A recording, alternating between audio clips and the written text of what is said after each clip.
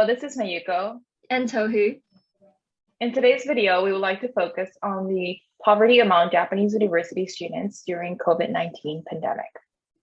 In the beginning of 2020, due to the sudden spread of coronavirus, our lives have drastically changed. Many Japanese university students have been facing financial hardships after losing their income. As university students, we felt that this is an alarming issue that we all have to be aware of. We hope that through our video, you can get a brief insight into this issue of student poverty. Enjoy!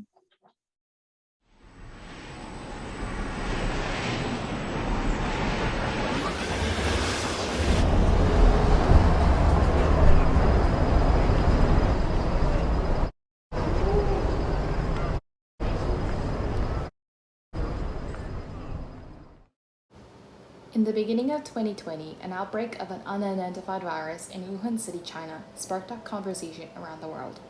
The virus was soon discovered to be a coronavirus, a contagious and at times deadly virus. Soon after the spread in China, on March 11th, World Health Organization officially announced the beginning of a global pandemic. The world was all of a sudden in chaos. Many countries were in lockdowns, and we all had to live with the fear of contracting the virus while adapting to a completely new lifestyle. Daily essentials were sold out of supermarkets, an overpopulated city like Tokyo becoming a ghost town, and schools and work moving online. This pandemic took a toll on many people's everyday lives, and one of the serious consequences of this pandemic is the increasing and intensifying financial problems amongst Japanese university students. As vulnerable young adults, poverty caused by the pandemic has had immense effects on their daily lives and decisions for their future. How exactly did their lives change? Let's take a look at Irina's story. This is Irina, who is in the third year of a university located in Tokyo. She has been taking university lectures online due to the spread of COVID-19. Irina used to run 3 part-time jobs before the pandemic in order to cover her tuition fee and living expenses. On a weekly basis, Irina worked a total of 42 hours, which earned her an average of 195,000 yen per month. With 100,000 spent on tuition savings and 80,000 spent on living expenses, Irina managed to save 15,000 yen of margin. However, the wages in food service and other service industries started to fall after the outbreak of COVID-19, putting Irina into a financial struggle. Her workplaces cut down their hourly income along with work hours. One place even let Irina go off her position due to a temporary halt to its business. Eventually, Irina was working 28 hours a week in total, which earned her only 110,000 yen per month. Irina started to eat less in order to save her average living expenses. Most of her savings were spent on electronic devices and equipment for her online classes.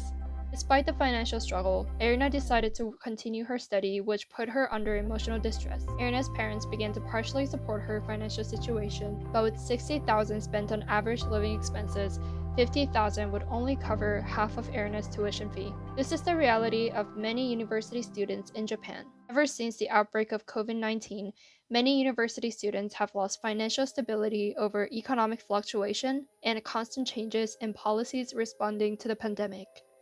In the spring of 2020, an online survey was conducted subjecting 500 university students in Japan, of which 60% has suffered an income loss and 40% has witnessed their financial supporters going through economic losses. This was mainly due to the state of emergency that was declared by the government, asking businesses to temporarily shut down their operations and refraining people from making unnecessary outings. In the summer of 2020, a labor force survey revealed that the number of student part-time workers has dropped drastically. This decline was bigger in scale than what occurred in 2008 after the global financial crisis, or in 2011 when the earthquake of the northeastern region of Tohoku took place, showing the severity of the impact that the pandemic has caused on the Japanese economy. By the first quarter of 2021, the number of employed students dropped by 170,000 students from the previous year.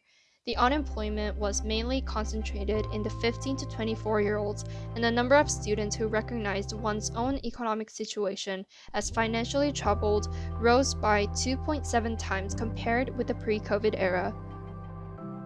The lack of job opportunities and financial assistance has also led some students to face mental health issues. Adolescents are vulnerable to mental health, especially going through drastic physical and psychological changes. A lot of them had already struggled with mental health problems such as depression and anxiety, but worsened after the outbreak of COVID-19.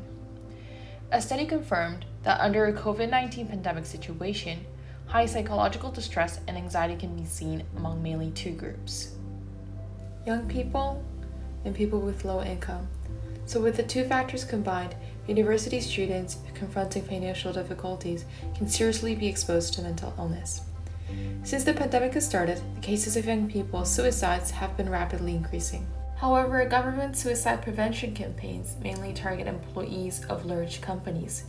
So young people without a full-time job can easily be disregarded from those campaigns. And not all universities are financially capable of providing mental health services. This also sheds light on another issue Japanese tertiary education faces, which is the scarcity of scholarships available to university students. Government scholarships have only started in 2018, and about 40% of university students still rely on student loans instead. With student poverty increasing during the pandemic, the reliance on student loans may have effects on students' mental health. So as a result, rather than enjoying them focusing on their university life, students worry, how will I support myself financially today and tomorrow? So what now? What kind of measures can there be taken to support university students in Japan? First, educational institutions can reduce tuition fees and offer more scholarships to cover the students' academic expenses. Universities could further involve themselves in arranging a rental service for electronic devices, setting up food banks, and so on. Second, normalizing open conversations about mental health in the university community will allow students to create uniformity in facing the economic losses caused by the pandemic, and students assure themselves that they are not alone in such financial battles. Ultimately, our goal is to protect any adolescent's educational opportunities. In the light of the global movement on achieving sustainable development goals by 2030, students have the right to be guaranteed the fourth goal, quality education. As the COVID-19 pandemic is taking a toll on students' income base and mental state, universities as well as governments should involve themselves more in protecting the students' academic life. With much emphasis on well-being and financial stability, students will be able to regain confidence in pursuing their dreams amidst the pandemic.